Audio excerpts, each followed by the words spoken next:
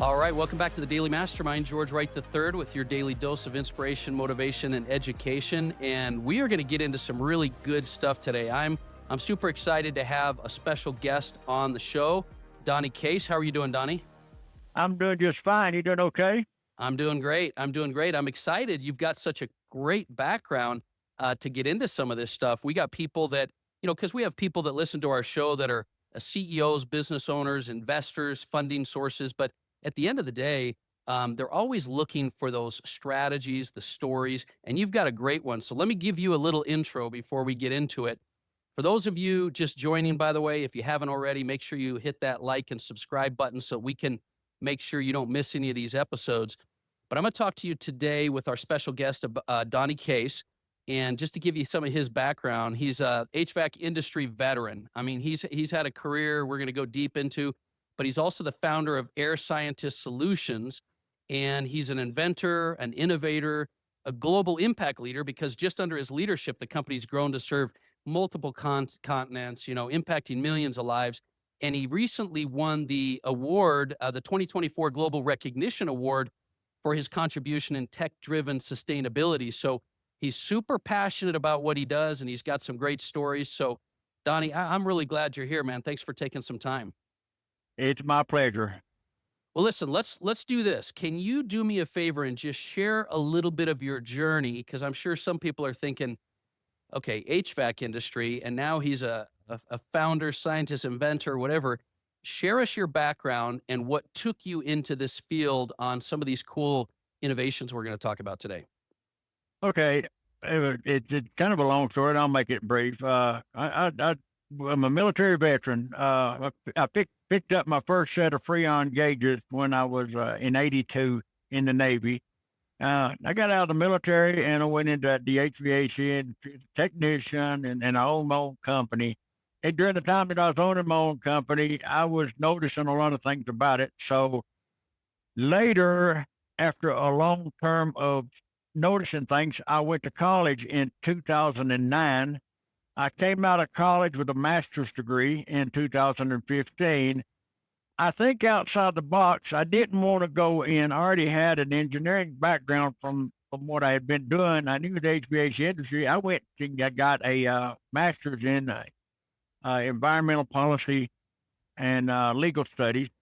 And during the time that I was in there, I done research on indoor air quality.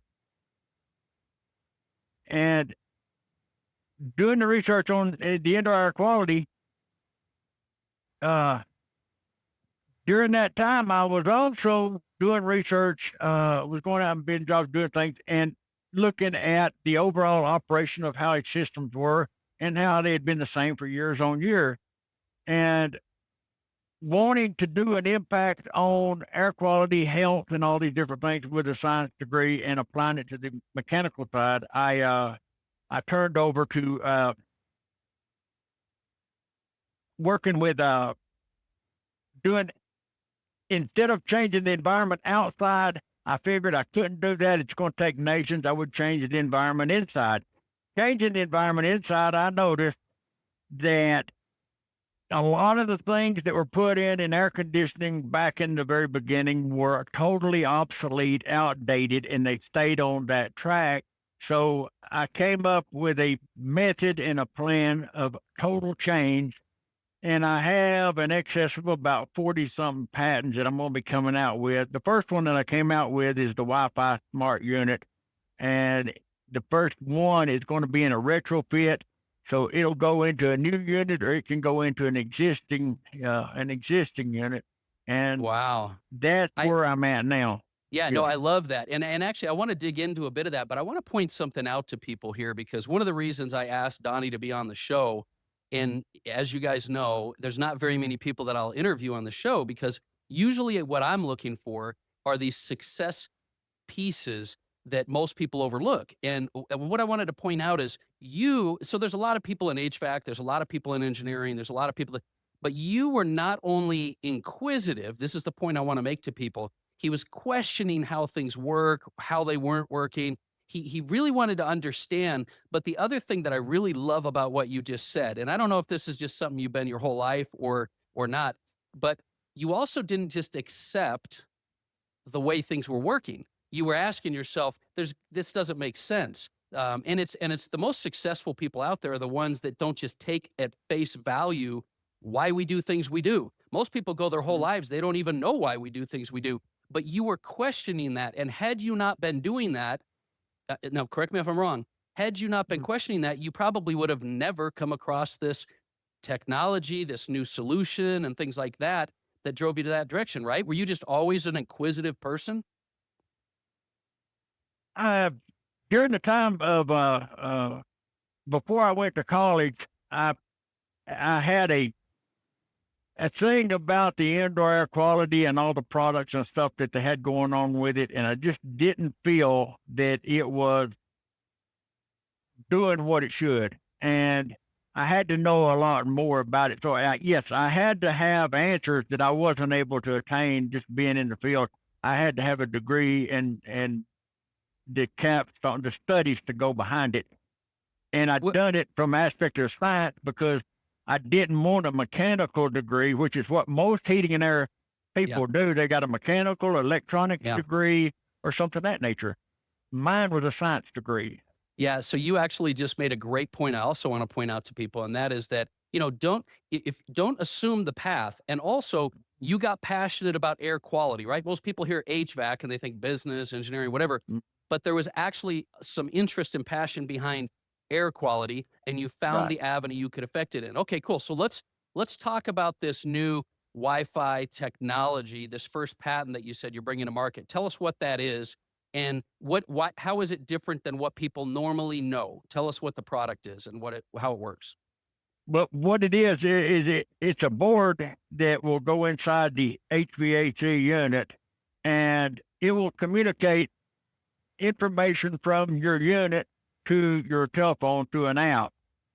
If people I don't know if people are familiar with the Wi-Fi with a Wi-Fi smart thermostat. I'm assuming people Yeah, are. like Or the Nests or things the like that Nest. where you I can just didn't want to bring control up it. brand names, but Definitely not a competitor, right? Like no, so not not only that, but not. you know what's interesting? I don't want to interrupt you, but I want to say this. People are innovating things on the surface, like Mhm. Wi-Fi thermostats, right? Where you're Right. innovating things to re-engineer it. So keep going. Well, here's the thing. A Wi-Fi smart thermostat is on the wall. It's very limited to what it can do. It cannot gather information other than what's inside the house, like the temperature, room temperature. And it saves you energy because it does what it does from the house. It might turn your unit off a little early on a hot day so that it'll start not running so much till it cools down that evening or something. I've studied the thermostat. I'm not impressed. They call it artificial intelligence that they use, and they're right. It's artificial. It's not real intelligence. It's artificial. With a Wi-Fi smart unit, the unit is talking to the board that's that actually what's going to save you more money, cutting the unit off or making sure it's running efficiently. When you have over 80% of the unit in the world that are operating in an improper environment, improper setting. That they may be a few degrees off superheat. They may be a little bit off airflow. Something may not be right with that unit. If it's running an extra 2 hours a day because something's not right inside that unit, it doesn't matter how efficient it is. It's not smart. Wow. So okay, now I got to read this back to you because I'm not techie at all, right? But I think I got Okay. you here. Well, this is crazy because what people have been doing in the industry with what we think is technology, Hmm. smart thermostats or control your Hmm. phone, or actually the real purpose of that is just convenience for me. What you're saying is you develop something that is more integrated that actually will create real solutions by analyzing how efficient things are. So what does that do? Does that translate to better, efficiency for, your costs for a homeowner, as well as, how you're Let's, regulating and all that? let's say this. Let's say that your filter gets a little dirty, and I procrastinate a lot myself, and I know being in the business, most people will know the filter's time for a change, and they won't get up and really do a lot about it. With the Wi-Fi smart unit, your unit's going to say it'll send you a message. You're running 80% efficient. Now, Wow. I don't know if most people are like me or not. I'm assuming some may be, if I'm sitting there and I think my filter's dirty and I need to change it, I might procrastinate. But when my phone sends me a message telling me that the unit's running 80% efficient, I'm going to change that filter. Yeah, plus most people don't even know, period, that they're not Don't even if you're not thinking about it, you don't have to. We don't need you to think about it, you're just gonna hear that. That's kinda cool, I like that. How yeah. else will it help people overall? So it diagnoses everything, it'll help you with Let efficiency. What else? one one of there's a lot of things that it does, a bunch, and I'm gonna try to label some of the more impressive things that it'll do. Uh, there's different stages of the Wi-Fi Smart Unit. It's like a car with a lot of added options and less options, depending on what you get. But let's say that your message shows up that you're running 80% efficient, right? And it says you need to have check it. So the first thing you're gonna check is your filter, and you check your filter and it's not dirty, and it still says it's running 80% efficient on your phone. So you call the company. The company sends a technician out there. The technician comes out there. He's only done it for a couple of years. He don't really know what he's doing. Mm, He goes around your unit. He fools with it for a while, and he comes back around, and he hands you a bill for $400. He tells you it's fixed. He changed the part. You take out your phone, you pull it up, you go, no, it's not. It's still running 80% efficient. It keeps companies honest. It protects your pocketbook. It protects you, and are not able to leave saying that it is fixed when it's not. Donnie, So that's huge because I can tell you, I mean, this is my opinion, right? Disclosure. 90% of people I know would be like, there's no way I'm having a guy come out because he's going to charge me for something that doesn't need to be done. And I don't even know anything about it. So I wouldn't know any better. And this is kind of like, it's funny but because go ahead. we've got something for that too. We've Well, got but it keeps them honest, right? it does, but here's another part to it. We have a process in this, and in that process, what will happen is they pay a subscription to Air Scientist Solutions. Air Scientist Solutions will give them an assigned company. That Oh, assigned like a company will, watchdog. Mm, like, yeah, certified. we're like a watchdog. We monitor what this company, we make sure that they know what they're doing, in a sense. And I'm gonna cover that. What happens is in all the units, you got little things that something goes wrong, it flashes a light and it tells the technician what to look for and everything. Well, here's what we've done. We've taken this information, stuff that's already in the unit pretty much, and minor changes, add to the board, make it a smart unit, communicate with your phone. Your unit tears up, it says it's running 80% or 75% or whatever efficiency. You call the company assigned to you, they'll say, give me a password to get in your unit. The homeowner controls how long that company can go in that unit. It locks out after 2 hours or whatever. They go in the unit. They have a code from us. That code allows them to go into the tech center of a smart unit. The tech center, data center, will tell that company what's wrong, what the unit's found. Mm. They can pick up the part, call the homeowner, say, we're on our way out there, put your part on. Go out there, they save a ton of trouble, a lot of troubleshooting, and it's not perfect. I mean, there may be a Yeah, time or so sure. that it won't hit, but it's the same theory behind getting your car checked with one of them little devices that you plug under the dash. Yeah. And you know what's funny is if this is crazy because think about this process.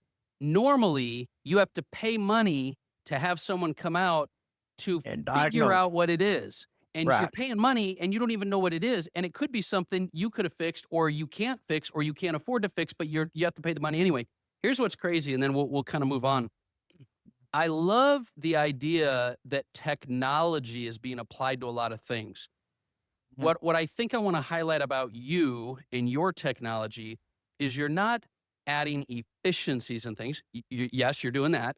You're Mhm. re-engineering the whole thought process. And I think Mhm. what's happening in the current marketplace is more and more people are seeing that things are innovating at such a fast level that they're being re-engineered. And that's what I love about what you're doing. I love that it's sustainability, efficiency, Mhm. cost, ease, convenience. But does this, one last thing on this, and then we'll kind of move more into a business side. How does this affect, sustainability and your original passion for air quality and those kind of things? Does that still hit that mark for you? It does. This doesn't really reach into the air quality end of it. As far as sustainability, it takes a lot to build the fancy, pretty thermostat that they have to hang on the wall. They call it a smart thermostat. We're building a board. It's more like the Jeep to do the job, not the look. Yeah. And there doesn't have to be a wire run from the unit going up inside the house in the wall and mounted on the wall. It's all in the unit. So when you go out there, you're cutting your labor down, you're cutting your time down, you're cutting everything down. So that's money. And Yeah. that's your efficiency. That's all added in. And if Well, it's you're transparency too. You have where transparency on if costs, efficiency, it, everything, right? and a lot of people, they have to sometimes when they want something worked on, they want it worked on during the day. They're at work, they take off work and come home and get it done. With a Wi-Fi Smart Unit, you wouldn't necessarily have to do that. You can call in, say my unit's not running right, I want it checked, Oh and you my give them God. the password. They can look at it from a distance and say, "Well, this is what you got wrong." It's funny. I just recently, I have a condo that I had to Mhm. have somebody come out check the air. They give you a window that's like freaking all day long, and then I know. they never come during the window. So anyway, okay, let's move on to something here because it's clear you've got some really cool cutting.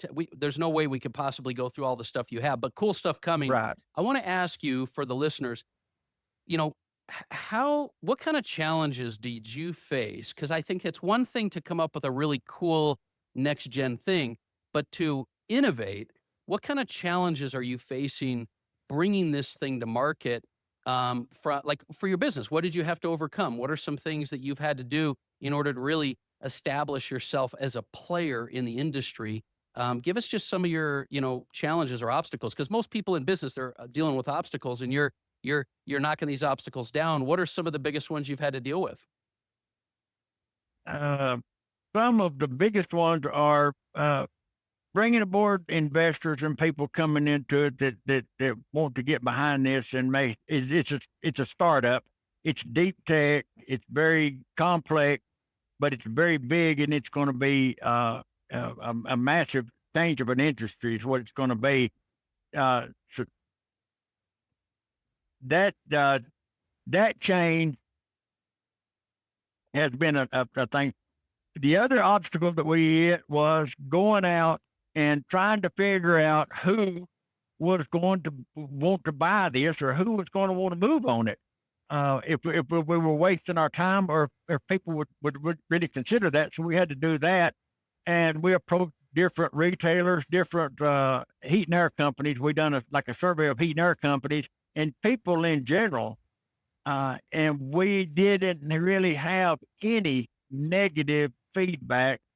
And from the ones that we approached and talked to, they were indicating a very willing large order for a stock surplus. So Yeah. So, what did you guys decide to do? Like, did you? I mean, and maybe it's all of the above, but are you going through distributors straight to retail? Are you we're doing going, things like? Tell me what your channel is. You're starting to go through. we're not going to take it straight to the public. We're planning on selling to distributors and retailer or retail distribution Big centers or whatever. distribution. Yeah. Uh, But this is a global solution, right? I mean, I'm assuming I don't know much about HVAC We have internationally, but one company that is very, very interested in it. They've got like 13,000 outlets globally, 13,000 outlets, and they're looking at the potential of their first order. If we get it where we can handle that kind of an order, they're looking at a first order of about $1 billion. yeah. So, guys, listen, this is one point I wanted to make, and this is the challenge that a lot of businesses have, especially if they have something as innovative as what Donnie's talking about. Is Mhm. make or buy, what channel, and then usually if you have something big, some of the things that hold people back is they don't have the ability to fulfill, and yet a deal like that could take you next level. So it is very interesting to look at, but I also think what you've done is a good job of really methodically going after this, and I do think that I know just from talking to you before the show, I know you have a lot of people looking at this. So there's a lot of interest, and a lot of people that are looking to go because when you see trends and innovations in industry, especially with the patents you have and the tech and stuff that just makes logical sense, a lot of people, like if you're listening to this show, you're thinking to yourself, man, I don't have to know a whole lot about this detail when I know that trend is a no-brainer. That's what happens. So what have you done? What have you done? Because I know you've gotten a lot of awards. Tell me about this global recognition award, and just do you think that that's because you also have this passion behind what you're doing, or is it strictly tech, or is it both? The awards and recognition you're getting. I don't think it's as much the passion behind it as the attention that it gained, Uh, that it picked up. We have a wow factor, and all of the media, the outlets that were going to carry the story, there was a wow factor with them. So are these? I I was think going to it's the ask you. product. Yeah, go ahead. I interviewed a guy that is just known as being an inventor, and he talked about different things. And so I don't know this, but I've just thought I'd ask you as long as we're on. Are these design patents? Are they what kind of patents and trademarks and things do you have on this product? But currently now we've got a patent attorney, and he's trying to the patent for us, and managing that. So you brought in experts to be able to do it, which is what Yes, most businesses should do. we have a A team. complete law firm that's doing it, and Nice. we had a pitch deck made up by a third party professional outfit. They then the pitch deck, it breaks it down, and the pitch deck is on our website. But the pitch deck, it goes into the potential. They check everything out to make sure that what you're saying is what you tell them. They only want facts. And they Yeah. came out with, if the order based on what we said, we had like four companies looking at a $5 million order, first order, Wow. that were interested in it. And they said, if all the companies follow suit with what they did, there are 9,600 similar outfits like this in the United States alone. That would total something like $7.6 billion or somewhere thereabouts. How I don't big is remember. the HVAC industry? I'm curious. How big, like, or this It's industry you're in? in, enormous. I mean, if we start going and doing licensing with this, where units come out, and that's where we're thinking it's headed. Eventually, the thermostat's going to be obsolete. You'll get a unit, it'll show up. It'll be a smart unit, which makes more sense. Yeah. Be a smart unit. There won't be a thermostat with it, and we'll have licensing with all of the unit manufacturers to put this in their unit from the factory.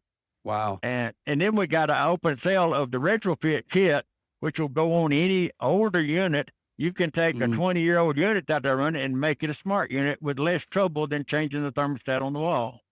Wow, there's a huge efficiency of units because replacement of units is just is a big cost for homeowners. So it's It is. interesting. Well, I love your story because you've got a background in this niche, but you don't have to. You've brought in experts. You're bringing in marketing and branding. You're bringing in attorneys. You're bringing in patent people. This is something that most entrepreneurs or business owners listening to this need to realize is that secret sauce is around things you're passionate about and that you Mhm. can innovate. And you've always kind of had those questions.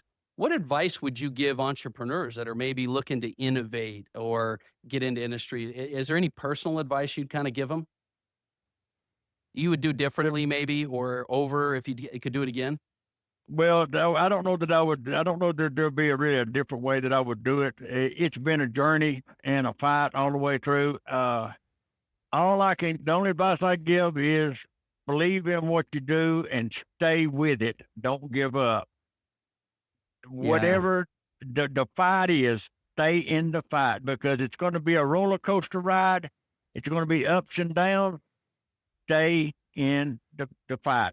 Believe How in do you yourself. keep yourself motivated? How do you keep your, because, look, you're running a business, you're running businesses, you got patents, you got knowledge, you got this thing. How do you keep yourself motivated?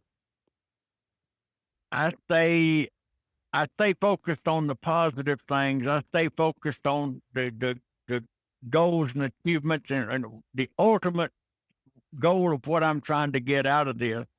And that is the main thing behind what I'm doing. America, I'm an ex-military man, as I stated earlier. I took an oath in the military to protect and defend this country against enemies, foreign and domestic. And one of the big things for me is I never thought that the enemy that I would be fighting would be for jobs and for the small towns and for uh, good paying jobs and for American made. So the one big thing with this is I'm going to have something that we can put out there. We'll put manufacturing centers in various places around the United States in areas that need it, that need jobs, that need income, and put American made back in these small towns. I love it. That's the ultimate goal that I'm after. So I'm not just after it in this for my own gain. It's to help people, and it goes back to my military days. What a great Creating answer. jobs. Yeah, Yeah, what a and great answer. I started up a C corporation, so we really have, if you take, I call them vampire chain store, they come in and they open up and they close down all the mob and pop operators, and they drain the community because they're taking money out, taking money out. Every time you shop there, money leaves town. With what I'm doing, we're going to go in and we're going to drop a manufacturing and a shipping center in a community, and they will go to work. They'll make good money, and that manufacturing is going to be selling globally. So Mm, it's not going to be draining that community. It's going to be pumping money into the community. So I there's a love it. big difference. Yeah. Yeah, well, you said two things that I think are very worth noting, and I think this is helpful for entrepreneurs. I noticed this the first time I talked to you because you kept talking about how big this is going to be and how much opportunity and all this stuff Mhm. out there. And it's the common element I hear from some of the most, not talking about, I'm talking about the most successful people, not people wanting success. They say the same thing you did. The vision of what you're creating is what motivates you through the journey. And so if you don't have a big vision, like Donnie's talking about with his thing, it is hard to get motivated. But when you have a big vision, and you're focused on that vision, it carries you forward instead of just constantly getting through the minutia. So that's the first thing. The other thing is you do have a why and a purpose behind it. And I think even when the road's rough, it's hard to see your vision and this and that, when you got a purpose behind it and you're not doing it just for the dollar or just for yourself, I think that's what Mhm. sustains you as well. And I didn't actually know that, even though we had talked and I knew you had this air quality vision and stuff. Your military background and made in America and things like that drives you. And I think most people ultimately in life get to a point, we're both a little older, right? We realize that Mhm. you got to do it for a reason. And Simon Sinek has this book called Start with Why. People will buy into the vision, invest in the company, do all kinds of things when they know there's a reason to do it because the detail is going to be easy to figure out. So I appreciate you sharing that because it helps people know that you have a big vision and that you Mhm. have a purpose and a reason and a passion behind it more than just, making money, which by the way, I think you'll make a ton of money. So I definitely wish you the best of luck on that. Well, before I know we're out of town, so before we go on, Donnie, is there anything else you would like to add for the listener about what you're doing or any last thought?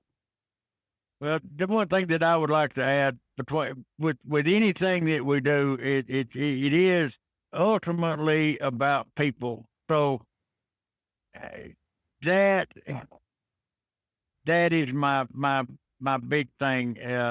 I've got plans for helping homeless, helping Oh, doing yes. home a lot of different things that I can't do without making something big. I have to have something big to have the things that I want to.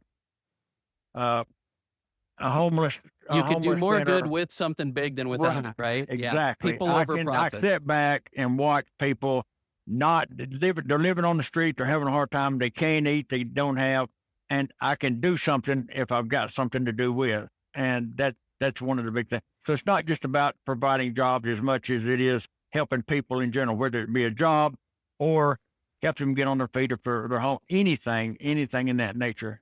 Well, Uh, listen, I love to hear that, and if you're listening to this show, you might have started out wondering, what we're talking about HVAC for, but I think you're realizing pretty quickly that the innovation, the way you think, how you do anything is how you do everything. And so, whether you're listening to this and you're saying, hey, that's stuff I like to be a part of, or I'm an investor, or I'm a homeowner, or I'm this or that. If any of you want to connect with Donnie, I talked to him about this earlier in the show. I'm going to put a link in the show notes to his website, to his content, to his information. I encourage you to get out there and connect with him. maybe you just learned some stuff about what it takes to create a vision bigger. I mean, he's got a vision bigger than the industry itself. So, Donnie, I appreciate you being here, man. This has been very helpful. I think there's a lot of insights people have gotten. I appreciate you being here. This has been great. And listen, if you're listening to this show, please do me a favor and share the show. And we appreciate you supporting us. We appreciate you being part of the Daily Mastermind. And with that said, Donnie, I just want to say thanks one more time.